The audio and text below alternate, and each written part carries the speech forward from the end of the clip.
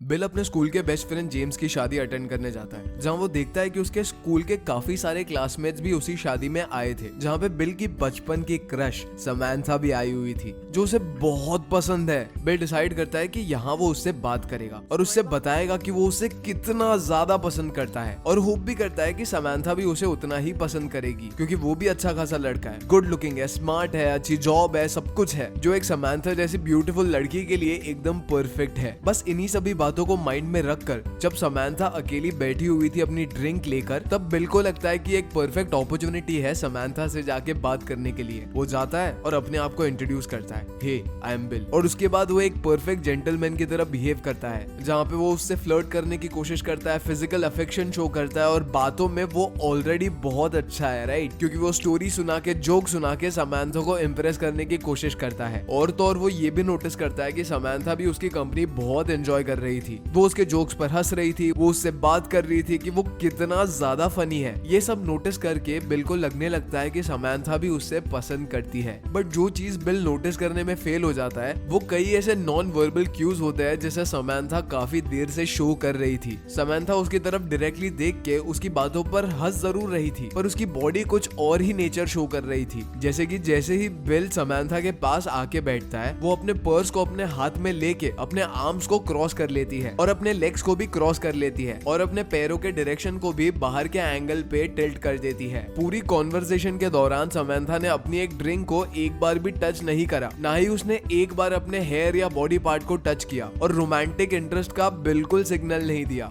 Samantha बीच बीच में bill से नजरें हटा के आसपास के लोगों को देख रही थी। वेल, इस केस में समांथा की फिजिकल ओरिएंटेशन चीख चीख के बोल रही थी कि प्लीज मुझसे दूर हो जाओ। मैनेजर बिल को इस बात का कोई आइडिया नहीं था समांथा क्या सोच रही थी अपने दिमाग में, क्योंकि उसका पूरा ध्यान उसकी स्वीट स्वीट सी बातों पर था। उसे लगा कि मेरी ये बातों से ये बंदी फंस जाएगी, मुझे फनी बोल रही है तो ये तो मुझे जरूर पसंद करेगी। बस ये सोच के बिल समांथा से उसका फोन नंबर मांगता है। इसके बाद वो अपना फोन निकालती है और बिल से कहती है, सॉरी मेरा हस्बैंड मुझे बुला रहा है, मुझे जाना होगा, it was nice meeting you, bye. और वहां से वो उठ के चली जाती है। और यही सबसे पहला साइन होता है जो ऑथर बताती है, फिजिकल ओरिएंटेशन। 1930s की एक स्टडी में रिसर्चर W.T. जेम्स ने ये बताया कि किसी भी इंसान का टॉर्सो का डायरेक्शन उसके इंटरेस्ट के बारे में बहुत कुछ बताता है। किसी की बेली यानी पेट का डायरेक्शन देख के आप उसके 4 इमोशंस को बता सकते हो। बेली अगर आपके सामने है तो ये इंटरेस्ट को दिखाएगा, अगर बेली आपसे दूर है या वो आपको दिखा नहीं रहे तो ये डिसइंटरेस्ट को दिखाएगा, अगर आपको बेली एक्सपांड होती हुई नजर आ रही है तो ये हाइटेंड इंटरेस्ट एंड कॉन्फिडेंस को शो करेगा, अगर आपको बेली अंदर के तरफ कॉन्ट्रैक्ट होती हुई नजर आ रही है तो ये नर्वसनेस और स्लाइटली रिड्यूस इंटरेस्ट को दिखाएगा। ऑथर कहती है, अगर आप ये जानना चाहते हो कि सामने वाला आपको पसंद करता है या नहीं, तो उसकी फिजिकल ओरिएंटेशन पर फोकस करो, जहां आपको उसकी डायरेक्शन, पोस्चर और बॉडी वेट डिस्ट्रीब्यूशन को देखना है। ये तीनों चीजें टाइम टू टाइम चेंज होती है। अगर हम किसी से अट्रैक्ट होते हैं या उन्हें पसंद करते हैं तो हमारी फिजिकल ओरिएंटेशन ओपन हो जाती है। वेल, अगर आप किसी के साथ डिनर डेट पे हो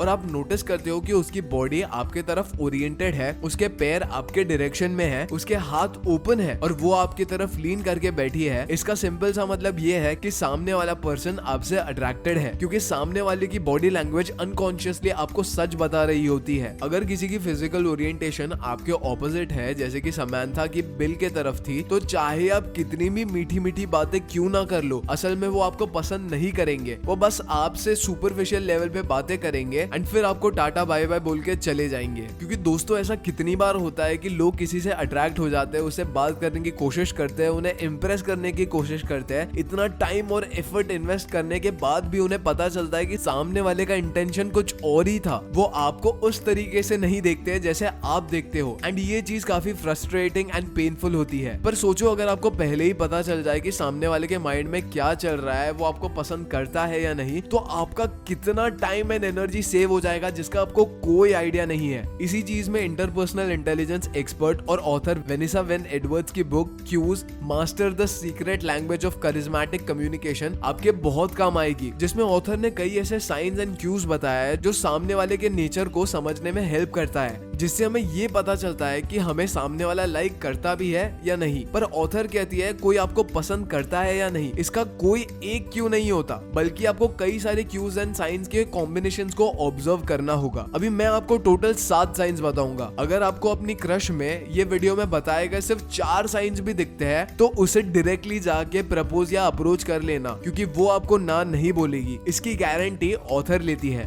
sincere interest. University of Kansas communication studies professor Jeffrey Hall ने हजारों सक्सेसफुल और फेल्ड रिलेशनशिप को स्टडी करके 5 डिफरेंट फ्लर्टिंग स्टाइल्स का पता लगाया जिससे लोग सामने वाले में इंटरेस्ट शो करते हैं। ये स्टाइल है फिजिकल, पोलाइट, प्लेफुल, ट्रेडिशनल और सिंसियर। मैं यहाँ सिंसियर फ्लर्ट पे फोकस करूंगा क्योंकि बाकी सारे इजीली नोटिस हो जाते हैं। सिंसियर फ्लर्टिंग में सामने वाला आपके साथ इमोशनल बॉन्ड बनाने की कोशिश करता है। अपनी रिसर्च में जेफरी हॉल ने पाया जो लोग सिंसियर फ्लर्ट करते हैं वो लोग बहुत ज्यादा सोच समझ के चूज करते हैं कि उन्हें किसके साथ टाइम स्पेंड करना है और किसके साथ नहीं। अगर वो आप में इंटरेस्टेड नहीं है तो वो सरफेस लेवल की कॉन्वर्सेशन तक ही सीमित रहेंगे। एक इमोशनल कनेक्शन एस्टेब्लिश करने का वो अपने एंड से कोई एफर्ट नहीं डालेंगे, ना वो आपसे कोई पर्सनल स्टोरी शेयर करेंगे और ना आपकी लाइफ में कोई इंटरेस्ट शो करेंगे। वेल, अगर वो आपको पसंद करते हैं तो वो आपके साथ सिंसियरली फ्लर्ट करेंगे। वो आपको बातों में इंटरेस्ट दिखाने का एफर्ट करेंगे। अगर आप उन्हें कुछ भी बताओगे तो वो बहुत ध्यान से सुनेंगे, बल्कि इसके रिलेटेड कुछ क्वेश्चंस पूछेंगे और आपको बोलने के लिए इनकरेज करेंगे। और तो और वो भी अपनी पर्सनल लाइफ स्टोरीज आपके साथ शेयर करेंगे और एक इमोशनल बॉन्ड एस्टैब्लिश करने की ट्राई करेंगे। और ऐसा लोग सिर्फ उनके साथ करते हैं जिसे वो बहुत ज्यादा पसंद करते हैं।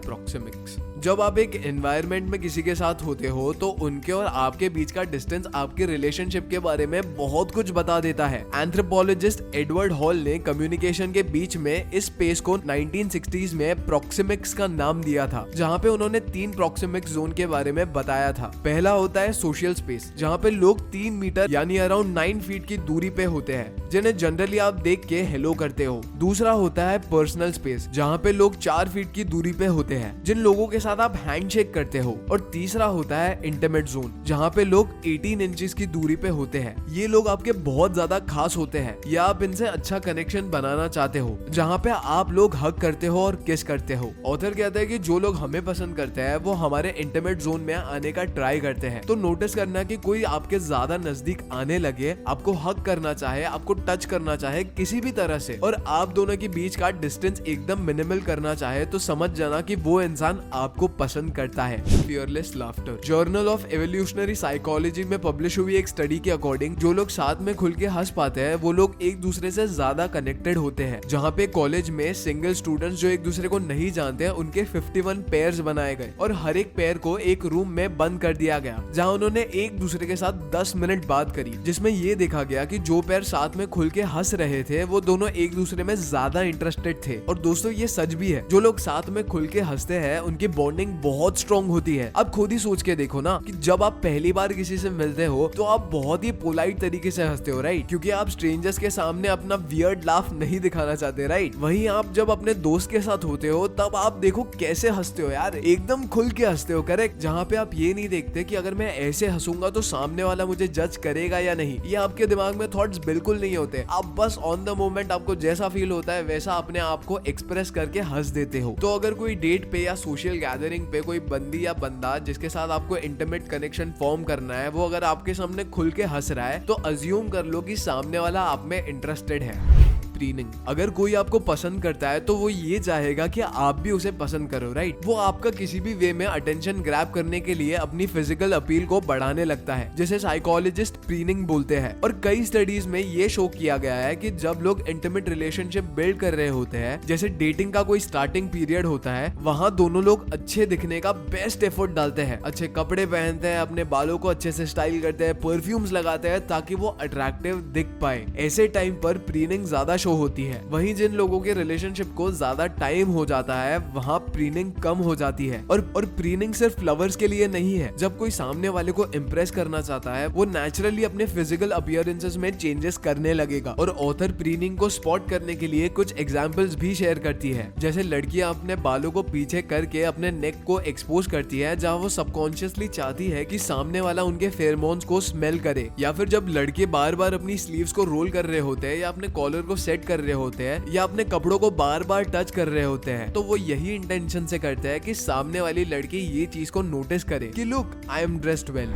Vocal variants. नाउ ये सब तो हो गई विजुअल चीजें, पर सामने वाले की आवाज भी उसके इंटरेस्ट लेवल को बहुत अच्छी तरीके से डिपिक्ट करती है। Journal evolution and human behaviour में पब्लिश्ड हुई एक स्टडी के अकॉर्डिंग जब मैन किसी लड़की से बात करते हैं जिसे वो अट्रैक्टेड फील कर रहे होते हैं, तो वो अनकॉन्शियसली अपनी पिच को लो कर लेते हैं, क्योंकि एक लोअर वॉइस डोमिनेंस और कॉन्फिडेंस दिखाती है। इसीलिए वो लेडी को इम्प्रेस करने के लिए धीरे धीरे और कम आवाज में बात करते हैं, क्योंकि बाकी लोगों के साथ बात करते हुए उनकी पिच, टोनालिटी और काफी सारी चीजें डिफरेंट होगी एज कम्पेयर टू जब वो आपके साथ बात करते हैं। तो जब भी कोई बंदा या बंदी आपके साथ लो की वॉइस में बात करे तो जस्ट रिमेम्बर कि ये वन ऑफ द क्यूज है एंड सामने वाला आप में इंटरेस्टेड हो सकता है इसके लिए बोला क्योंकि you don't want to be cocky, right. उसी तरह प्रोबेबिलिटी ज्यादा है कि सामने वाला आप में इंटरेस्टेड हो सकता है। मिररिंग। आपने खुद को कई बार नोटिस किया होगा कि जब आप किसी को बहुत ज्यादा पसंद करते हो, जैसे कोई सेलिब्रिटी या स्पोर्ट्स पर्सन, तो आप उनके कई सारे ट्रेट्स कॉपी करने लगते हो। वो कैसे कपड़े पहनते हैं, वो बात कैसे करते हैं, वो बात में वर्ड्स कौन से यूज करते हैं, वो किसी से मिलते टाइम उन्हें ग्रीट कैसे करते हैं, उनकी पसंद नापसंद सब कुछ आपके बिहेवियर को अफेक्ट करने लगता है। सिमिलरली कॉन्वर्सेशंस के बीच में जब भी आप नोटिस करो कि आपके कुछ बिहेवियर को सामने वाला कॉपी कर रहा है, जैसे आपके कुछ वर्ड्स को रिपीट कर रहा है, आपके सिटिंग स्टाइल को कॉपी कर रहा है, या सिंपली आपकी बॉडी लैंग्वेज को कॉपी कर रहा है, तो वो आप में डेफिनेटली इंटरेस्टेड है। वो पर्सन आपको बहुत पसंद करता है। इस कॉन्सेप्ट को ऑथर मिररिंग कहती है। जब आप किसी की बॉडी लैंग्वेजेस को कॉपी करने लगते हो तो ये दिखाता है कि आप सामने वाले से काफी ज्यादा अट्रैक्टेड हो। सो हाँ जी guys, that was it for today's video. अगर वीडियो पसंद आया हो तो चैनल को सब्सक्राइब करके वीडियो को लाइक जरूर करना। बहुत ज्यादा रिसर्च वर्क लगती है, एनिमेशन में टाइम जाता है, और भी हम लोग बहुत एनर्जी इन्वेस्ट करके वीडियोस बनाते हैं। तो आपका थोड़ा सा सपोर्ट ना हमें बहुत ज्यादा हेल्प करता है कंसिस्टेंटली अपलोड करने के लिए। और सॉरी, थोड़े टाइम पहले हम लोग रेगुलर नहीं थे कंटेंट के साथ, बट आप लोगों के कमेंट्स एंड लाइक्स हमारा कॉन्फिडेंस बूस्ट करते हैं कि नहीं यार, कि अभी और कंटेंट बनाना है और लोगों को सर्व करना है। सो या that was it for today's video. मैं मिलता हूँ आपसे अगले वीडियो में। Until next time, peace out.